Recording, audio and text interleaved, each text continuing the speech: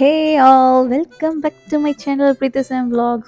இன்னைக்கு யாராச்சும் என் சேனலுக்கு புதுசாக வந்திருக்கீங்கன்னா உங்களுக்கு பிக் ஹாய்.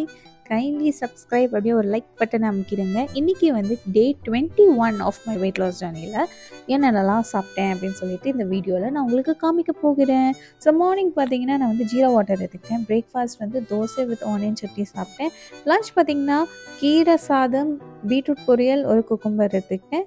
அண்ட் ஈவினிங் வந்து சத்து மாவு காஞ்சி சாப்பிட்டுட்டு ஒரு பியர் எடுத்துக்கிட்டேன்.